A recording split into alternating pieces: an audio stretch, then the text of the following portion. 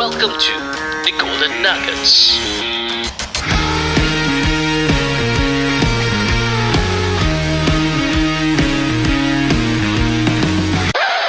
Alright guys, welcome back to part 3 of the Golden Nuggets podcast. This is our last one. We have Mr. Hilmi Anwar still with us. Yeah.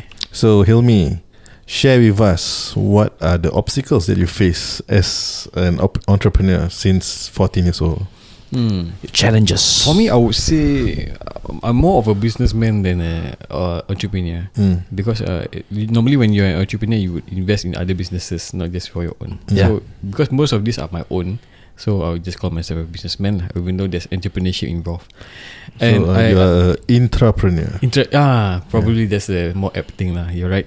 And I think the biggest obstacle, I would probably talk about 4 things first. Let's talk about the physical, intellectual, emotional, and spiritual aspect. The physical one would be being there, being capable, and having the capacity to really run things. Sometimes really you can't be where the problems are, or you can't handle it on my own self lah. That's what happened. Like say for example, we had to have this stock ready, but then I was at the shop, one of my shops. So the stock was at office and it's weekend, it's closed, and I don't have the key to the office. It's my supplier's office. So physically, I wanted to close the deal, so I had to think of a way to, because this was before a lot of online payments, pay now. This was all about cash. This was in the mid 2000s. Wow. So this wasn't really with the cards as well. It's really cash. We didn't have an ATM or Nets device, so I had to somehow get this person distracted with my staff over there, my part-time staff selling shop tender. I went out to the bookstore to buy receipt, invoice, because we ran out of receipts or invoice. We had receipts, no invoice paper. Okay. Come back, make invoice and sign and chop to get money down, and to make agreement, to make a contract, so that the money down is for a service or product to be delivered and rendered. So that was the physical part. The emotional, and that happened a few times. So imagine I couldn't run down. Imagine I had no support, physical support to be there to get the people's attention. That was one of the obstacles. The next one would be the emotional part, where I had to be very stoic in my approach, yet also happy and calm. Because normally people want to talk about, they want to really buy things from an individual who seems to be very at ease with, right? Yes. So their topic sometimes a bit triggering. Right. Yeah, because they were talking about the child, the leg, or even the person himself was quite triggering. There's one individual I will share here. He had no legs. He only had one hand, and his only hand had 2 fingers. Wow. He was in a wheelchair, and then he divorced his wife, so his wife can have his assets, and whatever he had left is for whatever he can afford to his mate, who's now his wife. And then there's so many things, and then he just wanted to buy my product straight away. So and then the emotional part is I didn't know what to process and what to execute out. Am I supposed to be happy for you? Because he's saying things like, saya nak mati tapi belum mati. So am I supposed to laugh or not? Mixed emotions. Yeah, there's a lot of mixed emotions. So all I did is Alhamdulillah. I mean, no matter what, it's just Alhamdulillah, right? Yeah.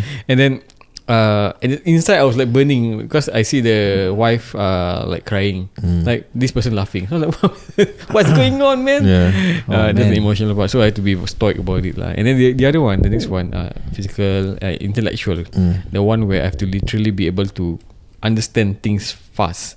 And sometimes when you are having a long day, you have your own stresses. I have my own stresses, and to quickly understand a person's situation as they are explaining it to me, while trying to like give feedback. You know, when you talk, you're active listening, right? So you kind of want to give the right words back, and not sound like a tool to the person, because the person looks up to you, or looks to you as someone who probably can give them help, because the deal hasn't been done yet.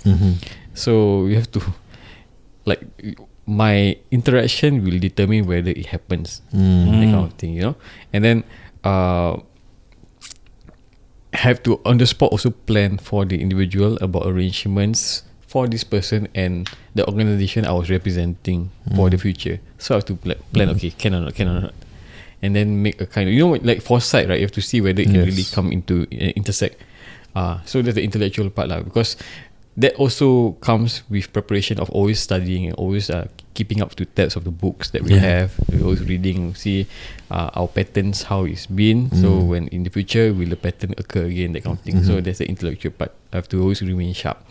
And the spiritual part would be whether I'm doing the right thing, whether Allah rida with what I'm doing. Because in many ways, sometimes we have to get people to cross the Rubicon first, and then they get in the benefits. Sometimes they don't know what is in there for them yet, but you have to somehow get them there, get them passing the Rubicon, passing the gate. They have the benefits, and then they'll be happy and getting the help that they had actually required. The question is whether it's okay for me to do that sometimes.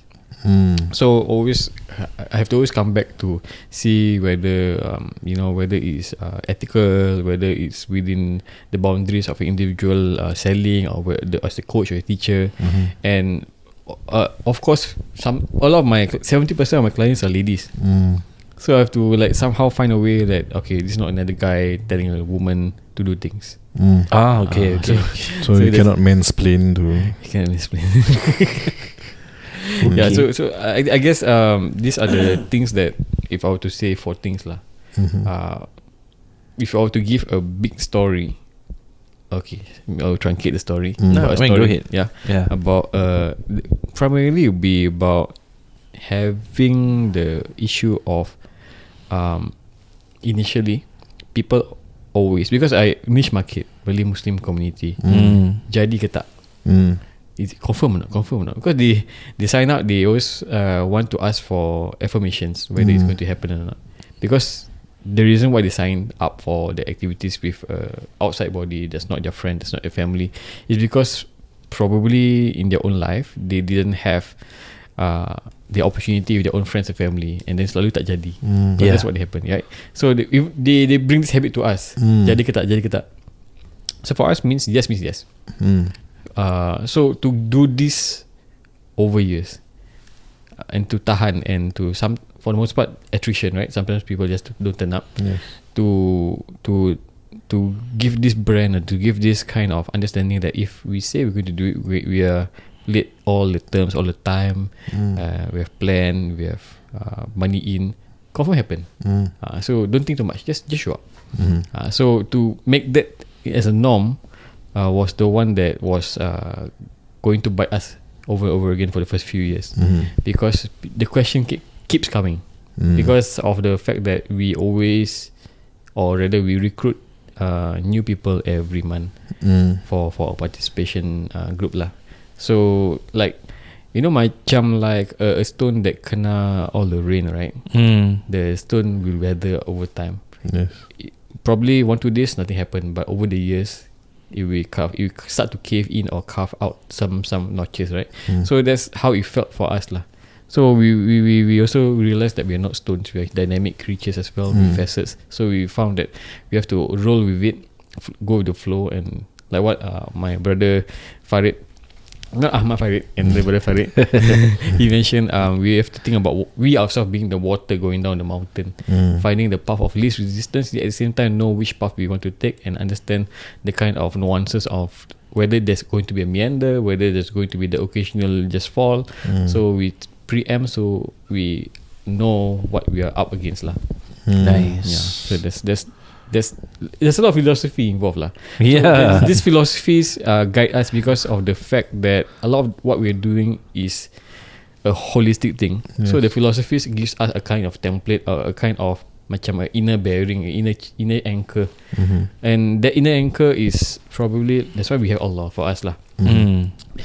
Is what will bring us to a kind of state of yakin, or self-belief, and this will manifest in everything that we do lah. So the thing is, our Malay Muslim community, the next point probably I can talk about is that they really want to see you for not just setakat ini je, Like, oh, of course you can do this. You know, you're a fitness trainer. Every day you go gym.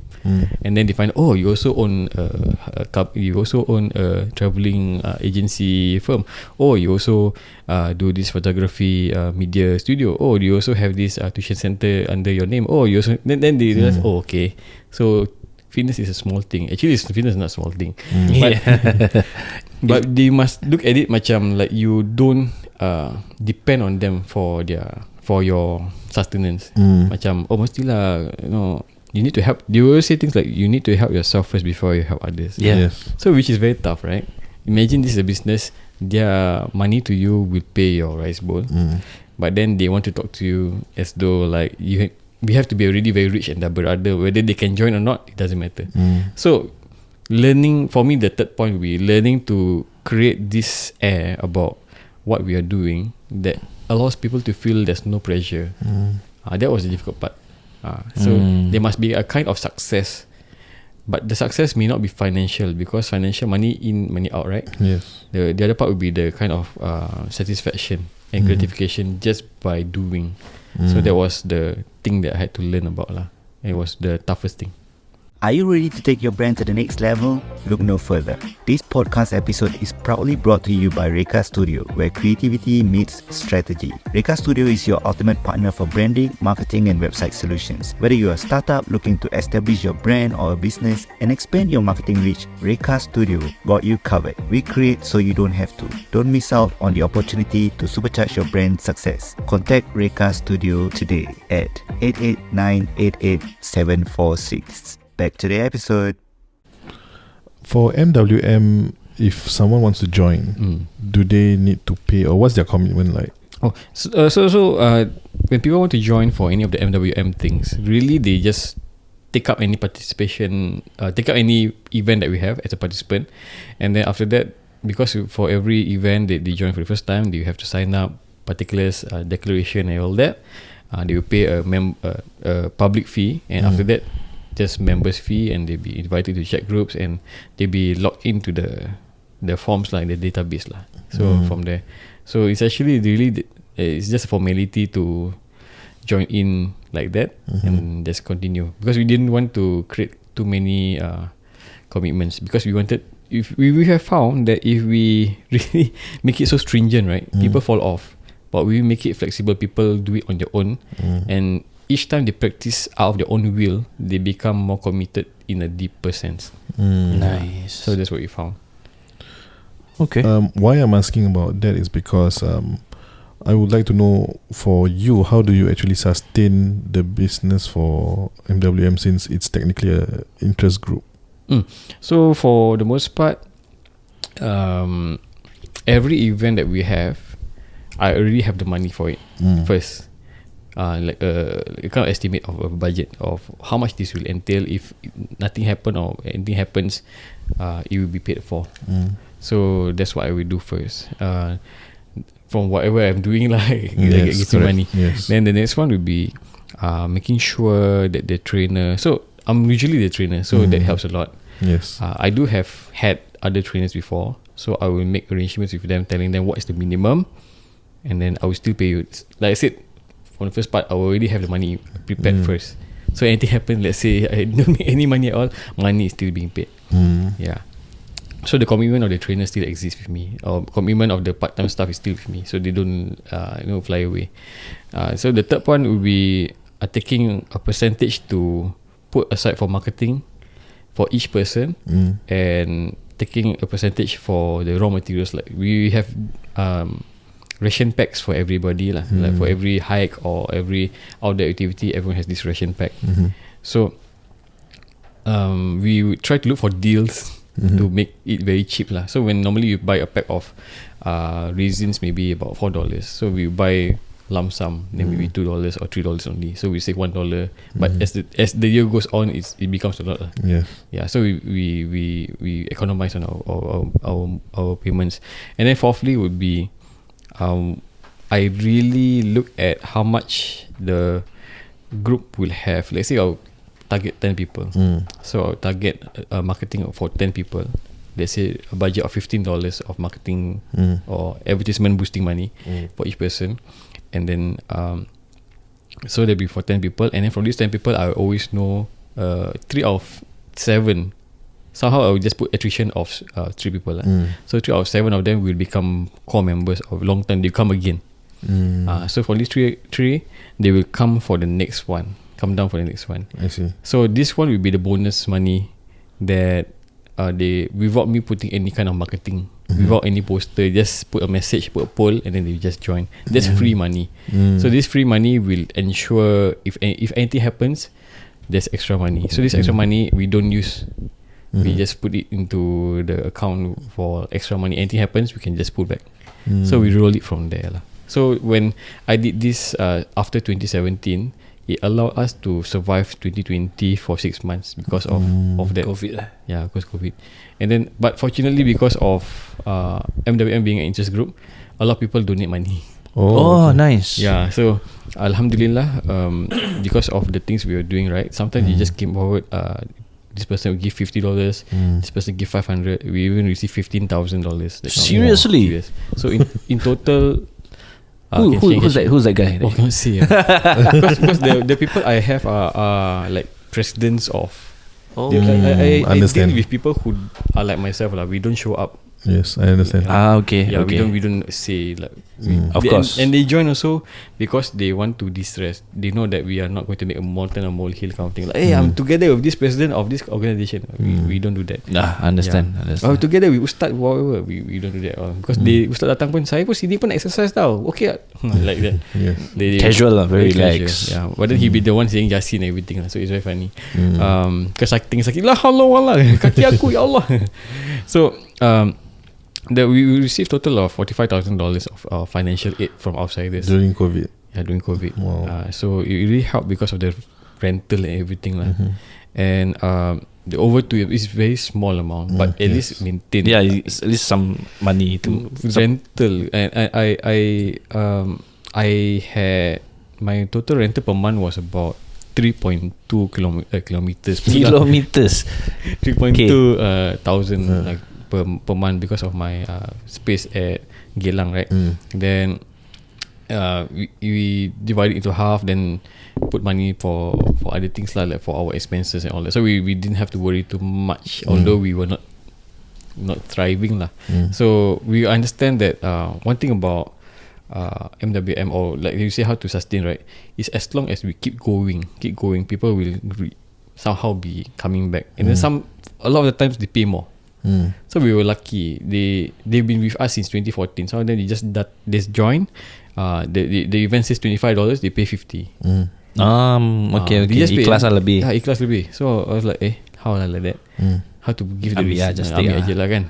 And then sometimes they just give things like, come, you can do this. You can take this pack of poncho, you can give everybody, so you don't have to buy anymore. That's nice about our people. Yeah, I think it's very generous. Yes. Sometimes we ask for $10, some just give $20. Yeah. So but I had to ask. I didn't. They wouldn't. It's like they didn't know I needed it until I just say I need help, and then they come and help. A lot of the times, Alhamdulillah, when I was short, so I downsized. I did downsize a lot of things. Then they noticed. They were not very happy about it. Tak cukup boleh lah bilang yang kalian kita donate. So that's the difference between just doing being a service provider then compared to what we are as an interest group, where people really want to make it, like you said, sustainable. They are in the community, so they know that it's also their part and their owners to make it move together with them lah. That's true. Yeah. So for me, they, as much as you said I was the unique selling point, right? It's because I was the trainer, I was the certified trainer, I was the first aider and that sort of thing, right? So in many ways, and I've helped them before. This person had shoulder impingement, so unlock. This person fell down and save the person, that kind of thing, right? So as we are not just a walking group, we are a walking group that has been, I wouldn't say guided because that will be under tourism, but that is actually being facilitated by a professional. So that's what they all wanted. They said, we want this so that when we go with our friends and family, we know what to look out for. So this is our self-enrichment, and this is a small commitment for something that's very valuable, which is the family and loved ones. That's what they say lah. Yeah. So probably I went out of the of the orbit. Went to another galaxy. If that's the question. But I think that to make it sustainable has a lot to do with that kind of future planning and always setting aside money for marketing and advertisements. Marketing is not so much, because marketing is always one time thing of a plan and contingencies. The advertising is the one we always keep on fighting to put in money for the boosting and for expenses for creating videos and posters lah, to pay. For my point is to pay people to do, or to pay for the subscriptions. Yeah, that's the thing that I always had to focus on. It's interesting you mentioned about especially during the COVID time, you say that you told them that you need help. And a lot of businesses, when they are facing through some problems, they try to get out of the problem by themselves. But the resources is always out there, right? Yeah. And for you, a lot of people, the reason why they do that is because they tak nak malu lah. Yeah, Cover face. It does affect them, because when you tell people that you're not making, right, or you're not able to sustain, then people say, "Alamak, this one you're not even strong, so we just don't commit to you anymore." So for you, how do you like counter that emotion or that stigma? Oh, Nabi Muhammad SAW, he actually only tells things to different people up to a certain level. So if this person has higher clearance level, we tell more. So I only said I needed help only according to people who have stated that they're going to help. People who are very new, I don't say I need help. Of course. So it's like, or even in public, I just say, okay, we need funds to help. That kind of thing lah. Although I did openly say in the chat groups lah, I would say we are going to raise funds to support our Muslim youth program. So our target is $500. If you can donate, it would be nice. If you cannot donate, we cannot continue. But we can hold on to the account until dah cukup, until we have enough, then we continue. Proceed lah. Okay. So that's how we do it lah. So far it has helped, but there were many that we couldn't reach the financial goals, so we couldn't do it. So we did our own crowdfunding. We did crowdfunding without the public crowd. We did crowdfunding within the community. That's why I think you may have noticed the MWM, the social media, quite quiet, because we just talk in the chat group can already. Okay. Yeah, but I think we found spending money after the first half of the year is a bit of a loss, because everyone's trying to do clearance or sale, whereas for fitness and events, it's really to get things early or just after early, where people are like settled in the year, that so this is happening, is it? Then they'll be more open to joining. That's why. So we don't have to do it all the time lah. Probably only have to boost just to get people to be engaged, because we're too niche. I mean, it's a good initiative for, say, what you're doing, because right now it's the early of the year, like it's third day of the month, so like people are hyped up. Usually the first day of January, you see the gyms crowded. First week, people want to get fit, but then after that people lose interest. So I think timing does matter. Where you boost all the posts, where you do your marketing, and then study your data, like understanding where your most sign-ups comes from. Why the sign-ups from? Is it after Hari Raya, after they eat all the lontong rendang? Because it needs to fit to the our occasional seasonal celebration as well, right? So I think that's where you need to, I mean, you yourself have known which period are the most crucial to bring in the members. So thank you for sharing, man. One last question before we call it a day. What's your plans for MWM going forward? One of the big things I will share here. I never said anywhere else. Only said it on the Golden Nuggets. Exclusive, guys. Exclusive. Because we want to open a kind of academy for self-enrichment. Nice. Through physical activity, like sports and coaching and nutrition, dieting. Nothing to do with health or wellness. It's really about your own self-worth kind of thing. So there's about mindfulness, about self-confidence. So our target will be touching more on, so far as how it has evolved, on people who are caring for their families, caretakers, people who are single and haven't married yet, so they want to find their inner voice, people who are already married but then they have lost their inner voice. So it's really truly to find themselves the sahabat that they truly want to look for, or even becoming the sahabat that they want to aspire to be. So because we found that Nabi Muhammad SAW, he was surrounded by a whole myriad of people, and his sahabat are different characteristics. Ada naughty, ada yang baik sangat. So like for us, we know that everyone is unique, so they need to also embrace their uniqueness. And through this enterprise of making it as an academy, we want it to be, in a way, MLM or human resource. So in a way, it's like a place, like I saw this church group. I just Church. only church. Last week only I saw they have this enterprise in the shop in the Tampines. They call it neighborhood friends or something. So literally over there they do art, have after school tuition, Nice. and then exercises and nutrition classes, cooking classes. Wow. So it's like their own community, but then it's not done in the church. So in the masjid, because they probably have some limitations, right? Academies, all that. So we wanted to do something where we are not mendaki, and we are not Muiz, but then we are our own enterprise. We don't need any funding. We are socially, personally funded, and at the same time, the government, not say they have no ruling over us, but at the very least, we are coping for the society rather than an overlord trying to change society. Coping for society. Okay, so that's the academy.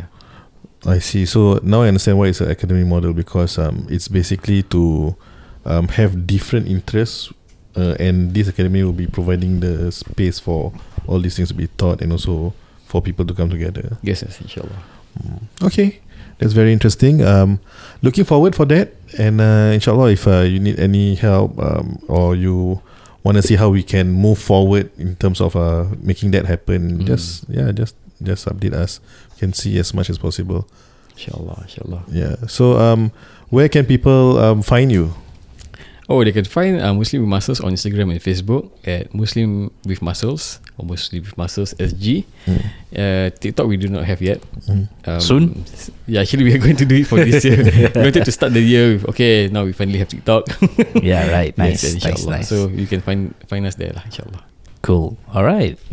Okay. So thank you so much, Hilmi, for coming over on a Wednesday morning, and gracing our occasion for our very first season 2 of the Golden Nuggets podcast. Thank you so much. I feel special. Thank you, guys. All right, so that's about it, guys. We have Hilmi Anwar. Stay tuned for our next episode, which will be a secret, which you can actually find on the next one.